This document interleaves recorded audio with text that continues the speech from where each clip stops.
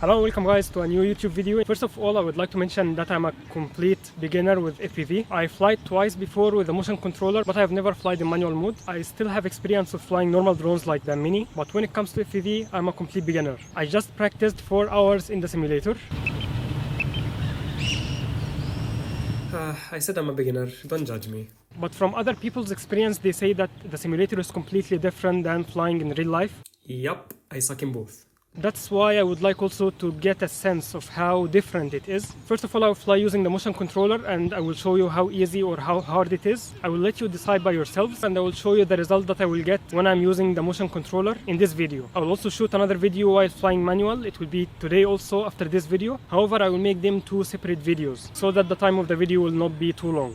This video will also be like a beginner tutorial to show you how to connect the devices if you don't know already. Let's get started after the intro.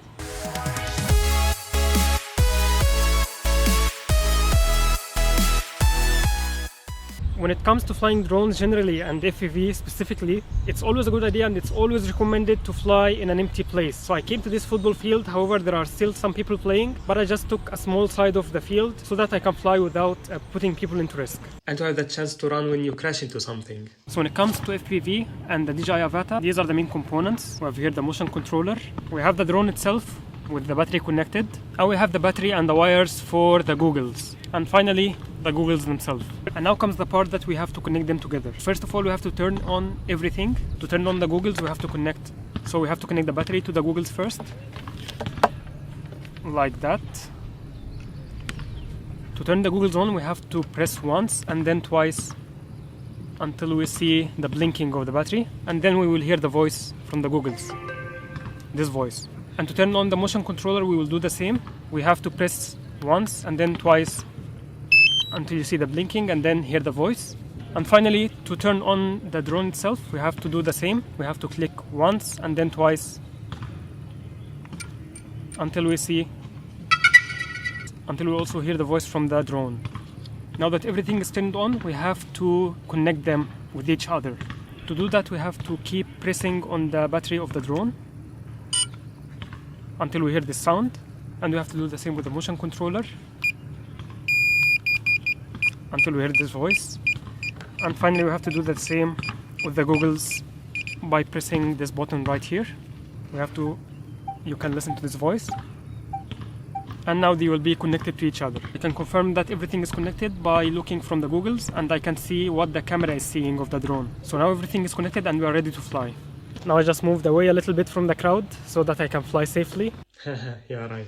And also because of the drone. One of the really bad disadvantages of this drone is the noise. It's too loud and it's too noisy. So before wearing the goggles, I will show you how to fly. So to start arming the drone, we have to double click on this red button. Now the propellers start rotating and now the drone is armed. And to fly it, we just keep holding on this red button. And now it started and it's noisy as you can hear. So quickly with the controllers, if we click on this big button right here, we can move the drone right and left. I will also record what I can see from the goggles so that you can follow what I'm doing. So now what you can do is that with this big button, you will unlock and lock the drone. So once I click, any movement will not affect the drone. But when I click again, now the drone can rotate right and left. Also, we have the record button to start recording from here. We can also change the tilt of the camera from scrolling this button right here. This is the accelerator, so once we press, the drone can start moving. And how much you are pressing it is how much force you want to give the drone. Then we have this button to change between sport mode and normal mode. And that's it. Now we can start flying. You can actually follow the circle, and this circle is actually making it so easy to control the drone. Let's start moving a little bit in the normal mode. So this is the normal mode. Let's just follow the track. So here, as you can see, I'm pressing on the accelerator and I'm tilting the whole controller a little bit to the left so that I can rotate with the field. The weather is really so nice today to fly a drone. Let's just come back. You can even come closer to the grass. It's easy to do while using the motion controller. I don't know if you can hear the noise from the drone, but it's really so noisy. And I can directly move to the sport mode and show you what results you can get from this drone while using the motion controller. So these results are from a total beginner. Let's start flying. So I'm moving with the full speed right now, and it's actually so easy to control.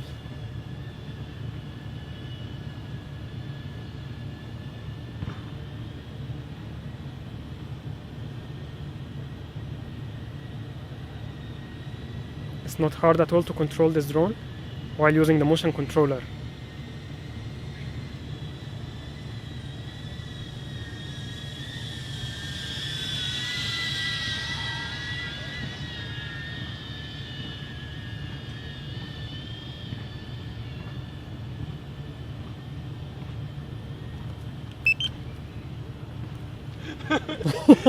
انتوا هنا يا شباب. This is the main building of the university. This is another disadvantage in the drone that you can see. It started losing connection and you are not that far away from where we started. So let's get a little bit close. Following the circle is really easy. It's helpful to make you know where you are heading. So here is another football field around, which is empty, and it's good to fly there. I don't think there are anyone around. Yeah, there are no people around, so we can fly a little bit in this field, away from the people. And you can see I can come even closer to the grass, but I will start losing connection. So let's go a little bit higher again.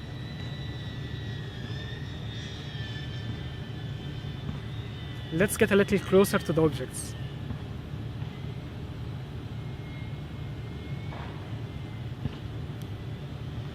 So let's get a little closer to the trees.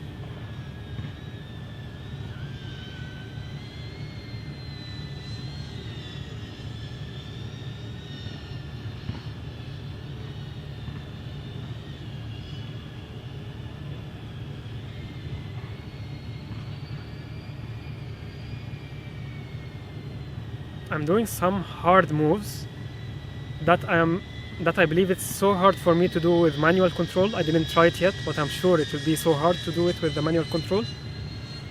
But it's so easy to do with using the motion control. So let's go around this here.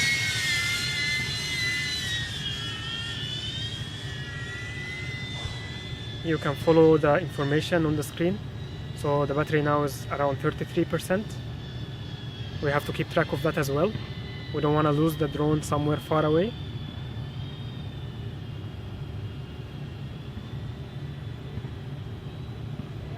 You can see also the percentage of the googles. It's around 45, which is good.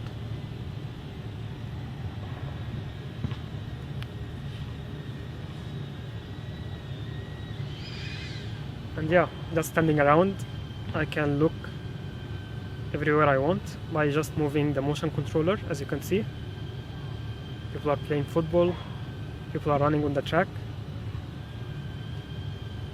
and as you can see, everything is easy. Yeah? Choose.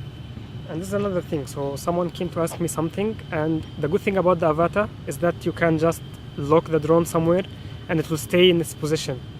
So doing this with a normal FPV, it's impossible, but with the Avata it's okay. So now we can see that the drone is coming back because the battery is around 23, so it's a good idea to come back.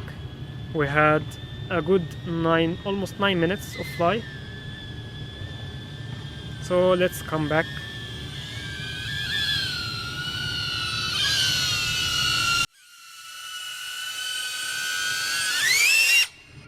So what do you guys think? Was it easy? Was it hard? Let me know in the comment section. And that was all, guys, with this video. I hope you liked it. If you did, don't forget to like and subscribe to the channel. If you have any questions, let me know in the comment section. I will now start flying with the manual mode, but I will make another video for that. So wish me luck. I guess it's too late, but what about that in the next video? And see you guys in the next video.